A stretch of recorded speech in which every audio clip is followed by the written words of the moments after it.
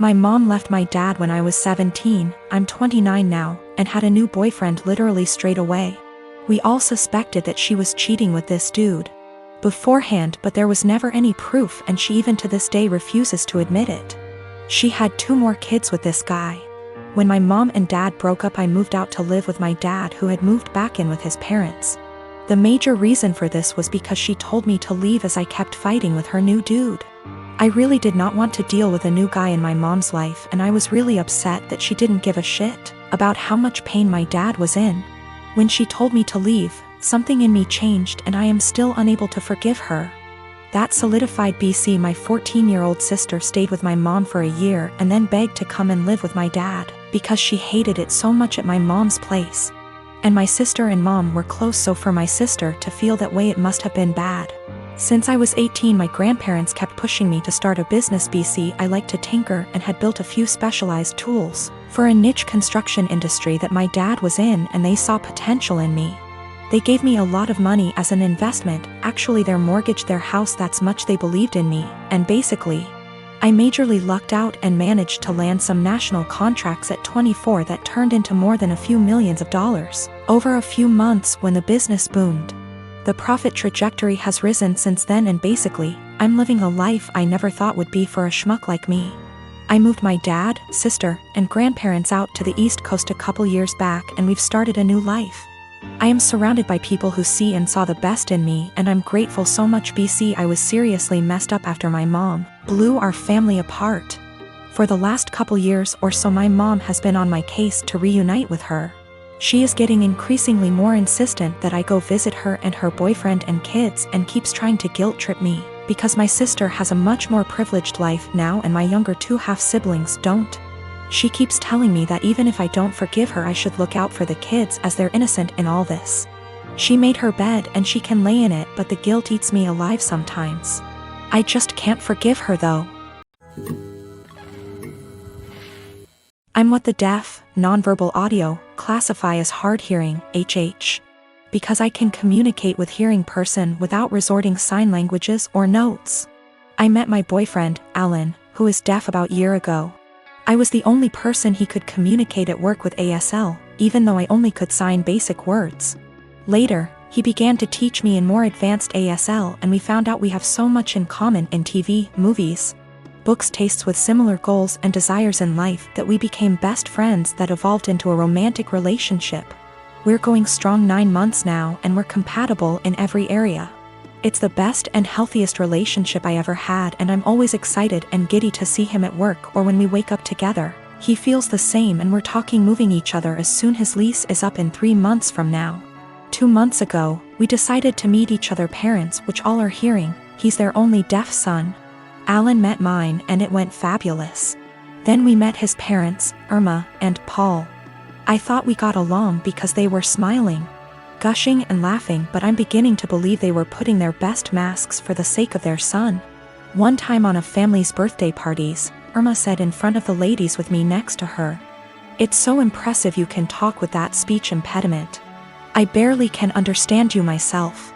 She said as jokingly manner, but no one laughed. Everyone glanced at each other awkwardly, and I just stared at her. Then excused myself. At first I wasn't sure if she meant as generational ignorant way like, who's the woman in the relationship? To the gays. I didn't mention to my boyfriend because I was hoping it was only time remark. It wasn't. They made more comments, mostly Irma, about me struggling pronunciation or grammars, using sign language incorrectly and not teaching me the right one like Alan would do, or not having deaf//HH friends, or not going more to deaf community, and so on. It happened so gradual and subtle that I didn't realize they were being insulting to my face, that to this day I still wonder. Most of the time they would make those comments without Alan nearby. I mentioned to Alan few times, and he told me that maybe they were worried I might not understand the deaf culture.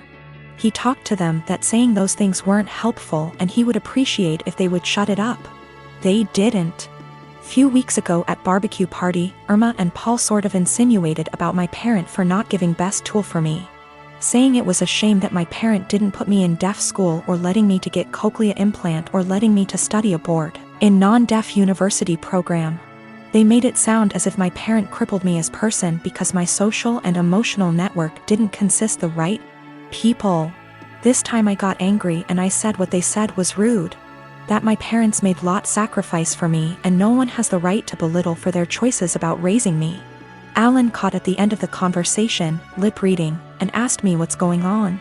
Not so surprisingly, Alan's parent threw me under the bus, remarking I was so sensitive after making such innocuous comment. Alan saw I was uncomfortable and asked me if I want to leave. I said yes, and we left. When we got home he asked me what they said to me.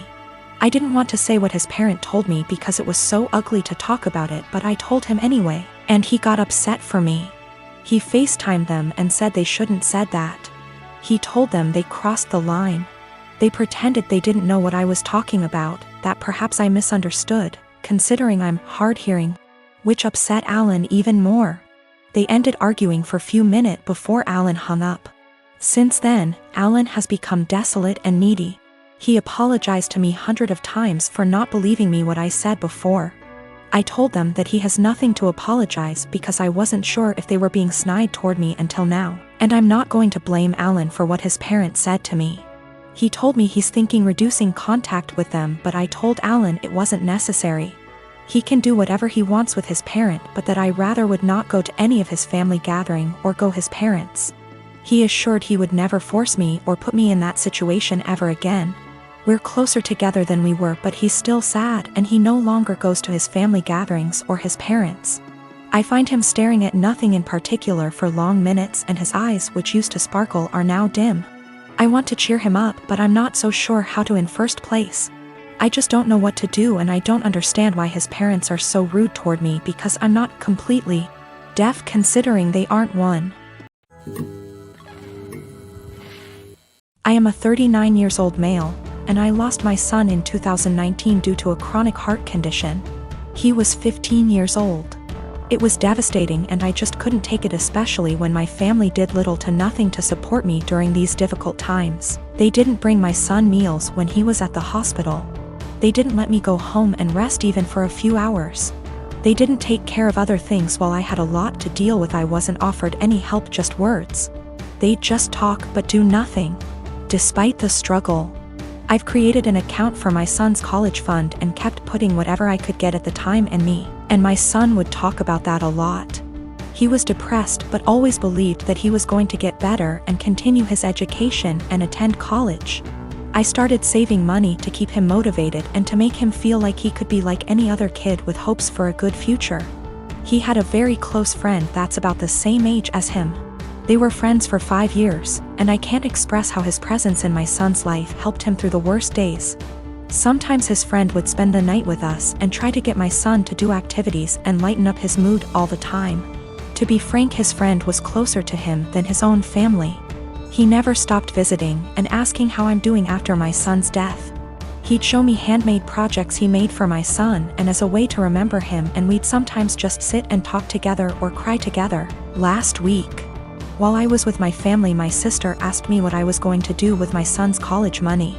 I didn't want to mention this, but since she asked, I told her that I will be giving the money to my son's friend. She barely even recognized his friend and was confused and said that my nephew deserves this money since he's family. My mom agreed that I wasn't thinking straight and that I should help the people close to me, family, and that my nephew has a right to go to college, and I was wrong for giving this opportunity away to someone else.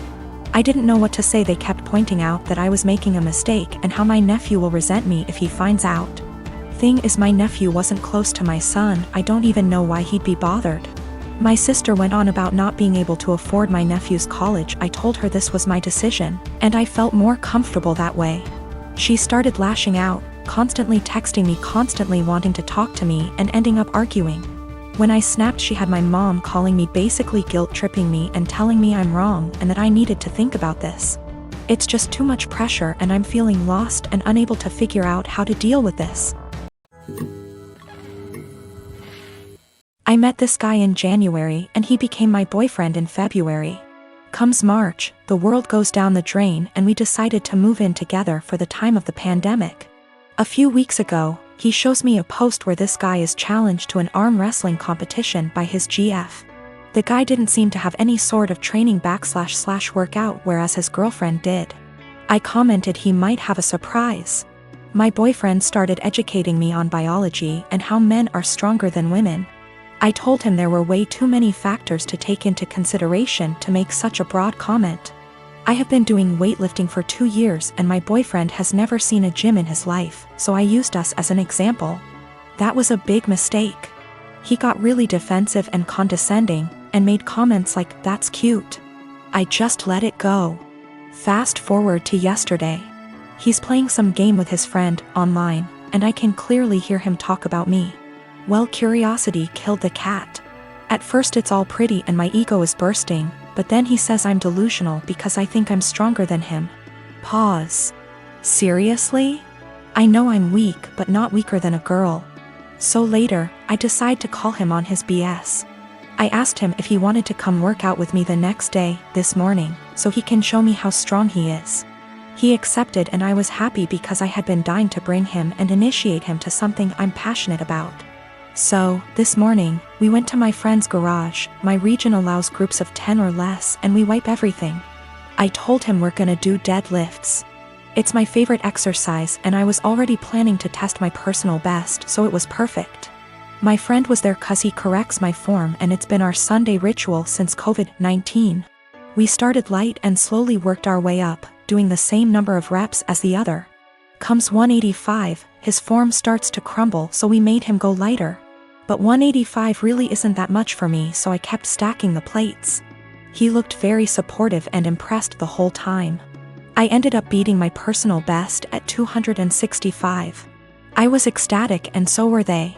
When we got in the car, he was very silent. I assumed he was just tired. We got home and that's when he exploded and asked me if I was proud of myself.